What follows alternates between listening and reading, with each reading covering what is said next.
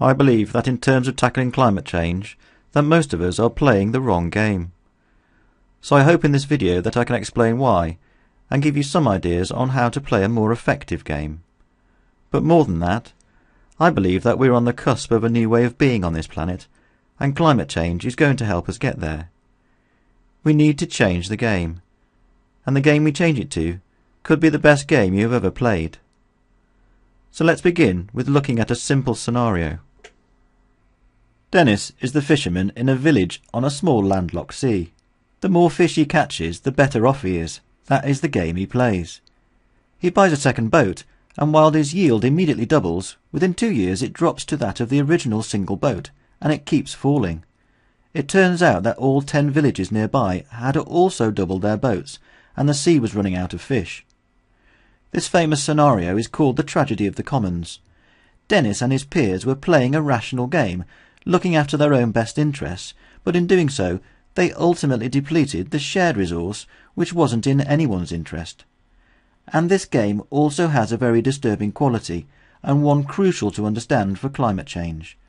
The game player does not find out that it is not sustainable until it is too late. Dennis and all the other fishermen had to stop fishing altogether. So how can we stop this tragedy unfolding? Well, let's rewind back 2 years. Dennis is fishing with 2 boats and he is very happy. But he now has sight of the fish stocks levels in the sea.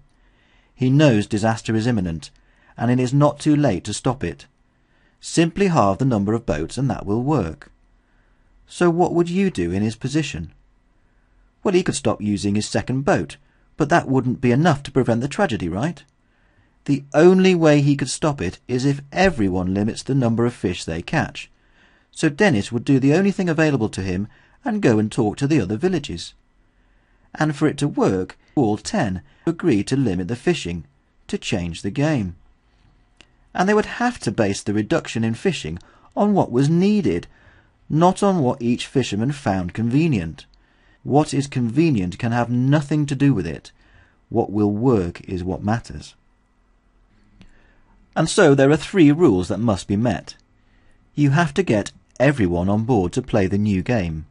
It must be fair for all, and must achieve what is needed, not what is convenient for the players. So I am calling the point at which everyone is enrolled in changing the game the big switch. Just on enrollment, this is not coercion or about getting someone to agree with you. It is about giving them the facts and allowing them to select the best option powerfully. So we have a looming tragic event we need to avoid. We have our 3 rules. Then we have the big switch to playing the new game. So in the case of the fish, this is the tragic event. And we need to enroll all 10 villages in the new game. It is fair because everyone has to halve their boats, and I don't mean down the middle. And fishing is capped, so the fish stocks stabilise. Then after the big switch, they play the new game of living off less fish. Now enrolling 10 other villages does not seem so big a challenge, but what if it were 100 villages or 1,000? That would be harder, but would it change our approach to the challenge? Well, it shouldn't, because the same principles apply. Everyone has to change, and that is the only solution that will work. Taking effective action to prevent climate change is the biggest game humanity has ever faced. It is the first challenge that is a universal showstopper. All other challenges pale into insignificance, and it requires immediate action. It really helped me to have some understanding of the numbers and what is happening in the atmosphere. So we all know that the atmosphere acts like a blanket around the Earth, preventing us from freezing.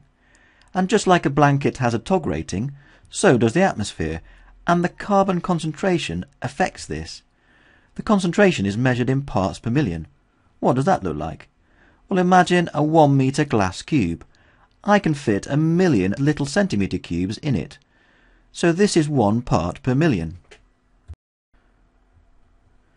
This graph shows the levels of carbon in the atmosphere in parts per million for the past 400,000 years, along with the corresponding temperature. It has never gone above 300 in this period. Today, it is 394. The very best scientific institutions on the planet agree that carbon needs to be kept below 350 parts per million to ensure a stable climate. That is why we are already seeing an increase in extreme weather. The climate has already changed. And it is rising at an increasing rate. In the 60s it rose by less than 1 part per million per year. Now it is nearly 2. Global actions so far have had no impact on these levels, and the longer we wait, the harder it is to deal with. So what's going to happen if we carry on like this? Well, if you live in Iceland where it is cold, then life might get a bit better. But if you live in the middle of Europe or America, Africa or Asia, things are going to get very bad indeed. It's going to get so hot in the summer that crops won't grow, and you won't get it from the rest of the world because they will be in the same conditions. If you live in those places, you will do the only thing you can do, and move. But where to? There won't be anywhere to go. This will create mass migration and a gradual squeezing of resources. We are already seeing this with increased food prices.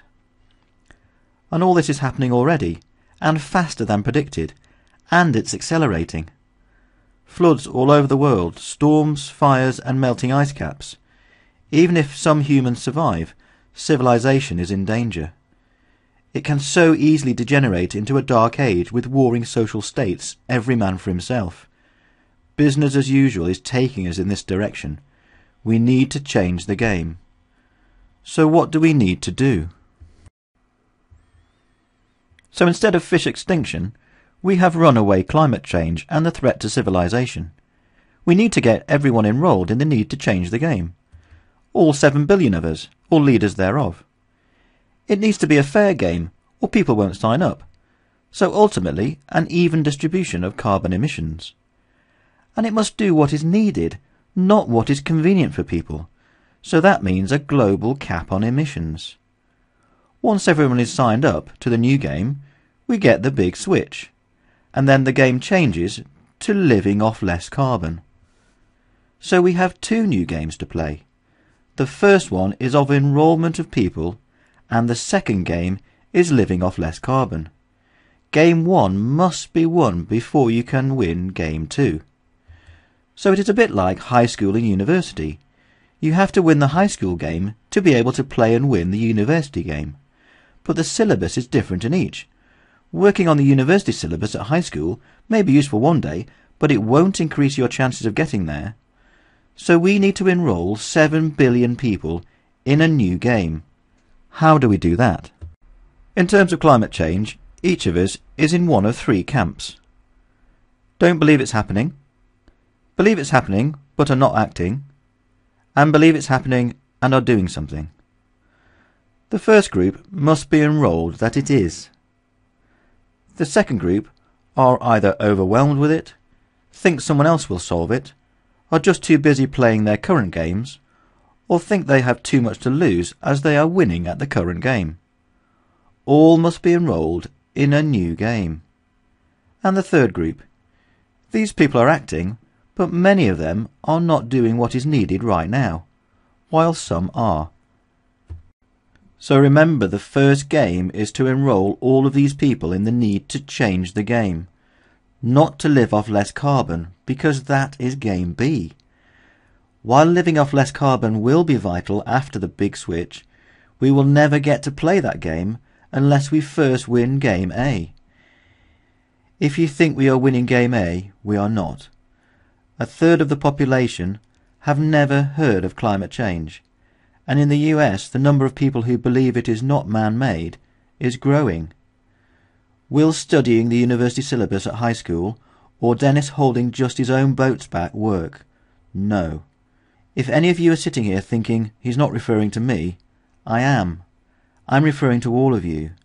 We need 10 out of 10 villagers to be on board. We need everyone's enthusiasm, knowledge and skills to win Game A. We all need to play it, and we all need to win it, in order to have a chance to play Game B. And the quicker we win Game A, the easier Game B will be. The more we delay, the harder it gets, and we risk hitting the climate change tipping point, and then it will be too late. So if you are interested in developing your enrollment muscles, here are some things you can do. Stay present and informed on what is happening. I joined 350.org on Facebook, and they provide the latest good and bad news on climate change. Spread the word, one conversation at a time. Learn public speaking or leadership. Ask, how can I spread the word faster?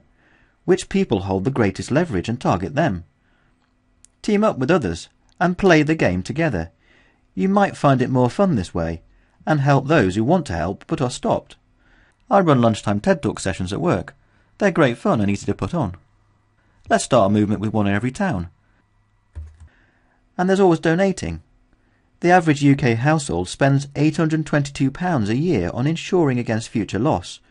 When the effects of climate change hit, we won't be getting that money, or it won't be enough to save us. So if you're busy, this is an option too. We can change the game. History is littered with successful game changes.